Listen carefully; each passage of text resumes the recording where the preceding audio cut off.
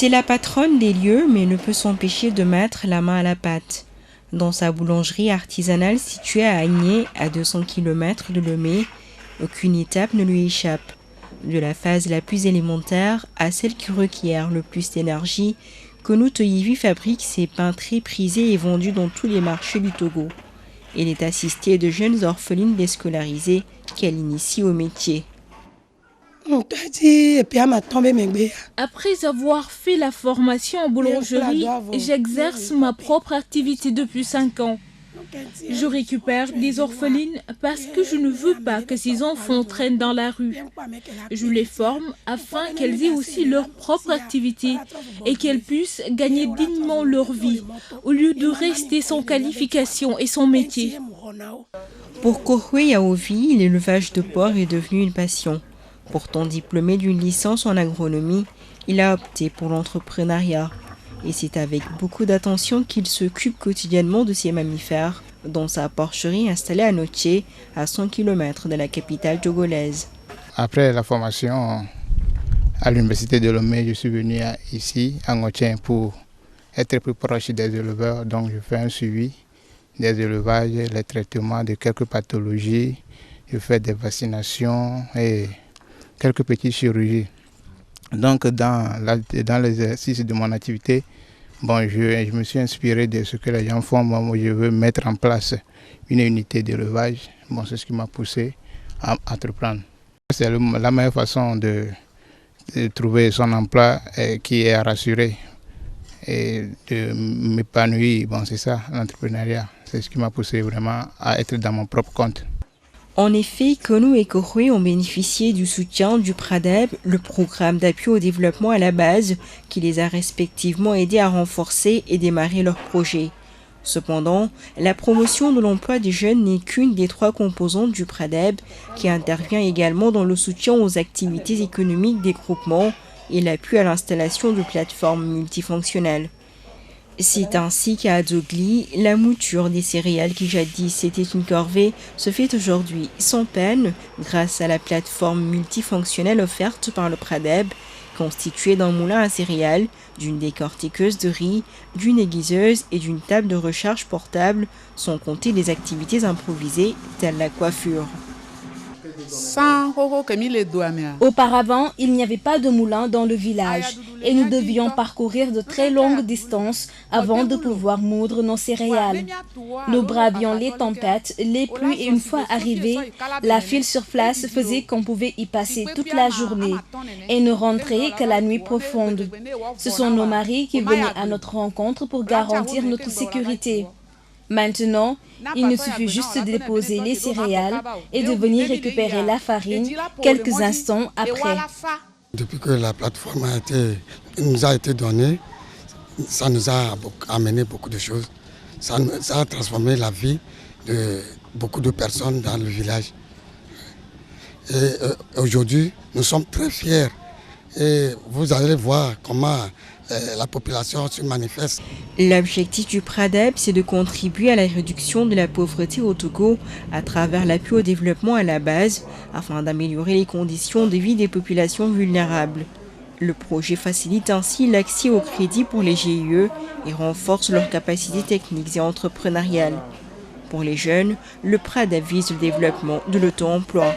Pour les plateformes multifonctionnelles, l'objectif est de permettre aux populations rurales d'accéder à des services énergétiques modernes et de s'adonner à diverses activités génératrices de revenus.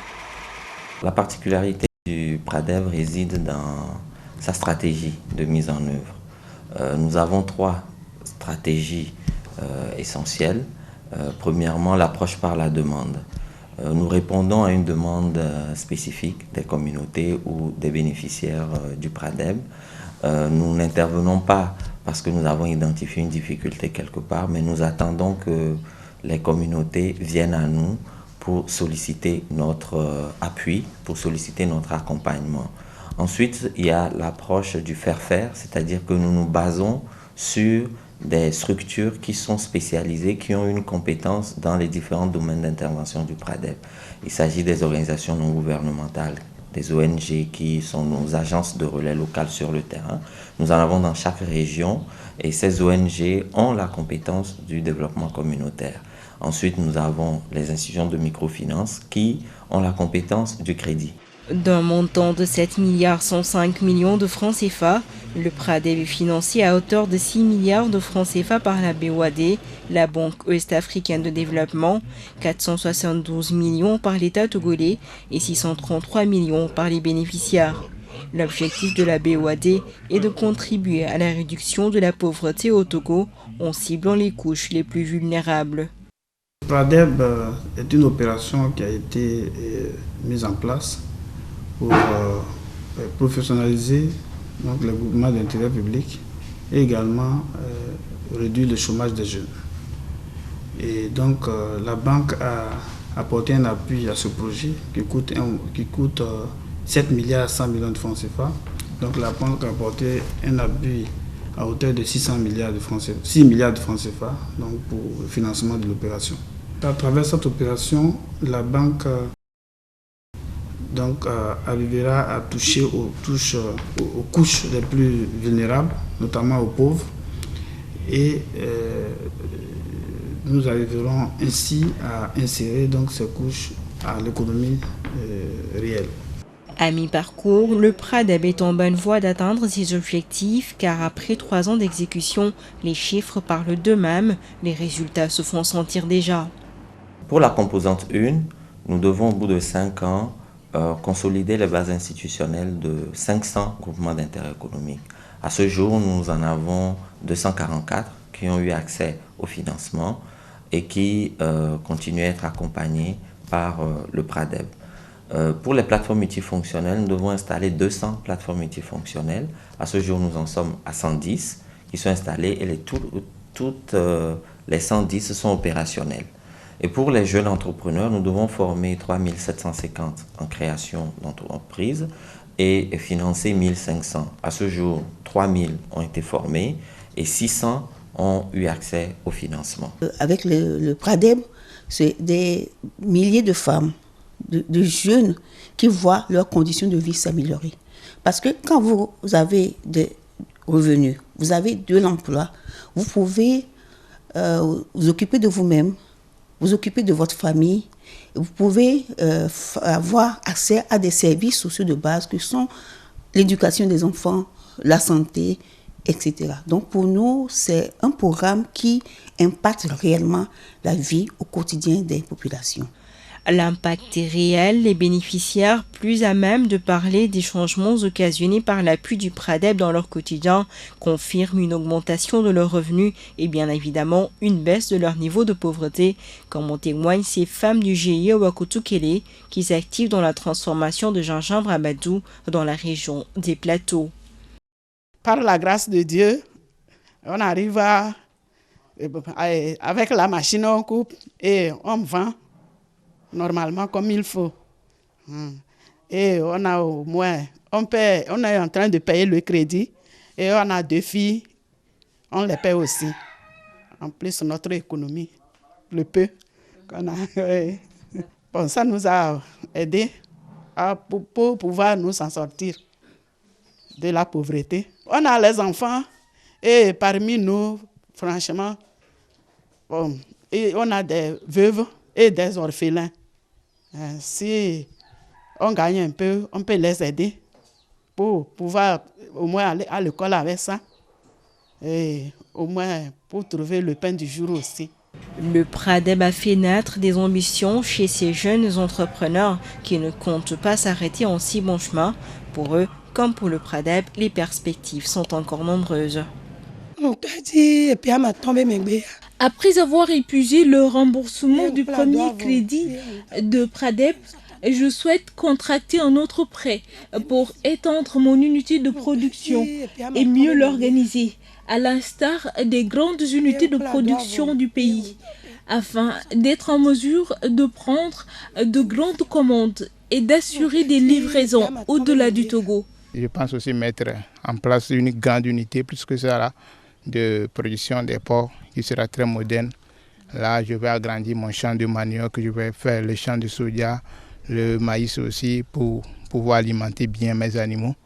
Et aussi, je pense, dans l'avenir, créer une unité de transformation de la viande. En termes de perspective, nous pouvons dire que nous sommes en train d'organiser tous ces bénéficiaires autour des clusters agro-industriels où nous les organisons dans des chaînes de valeur, puisqu'il y a un nouveau projet du ministère du Développement à la base qui concerne les chaînes de valeur. L'autre perspective, c'est le renforcement de la centrale d'achat des jeunes entrepreneurs. C'est une centrale qui a été mise en place dans le cadre du PRADEB pour accompagner les bénéficiaires dans leurs transactions commerciales, puisqu'on s'est aperçu qu'il y a une difficulté d'approvisionnement en intrants, mais également de commercialisation des produits finis. En plus du PRADEB, la BOAD finance d'autres projets de développement au Togo, tels que le Fonds national de la finance inclusive, FNFI.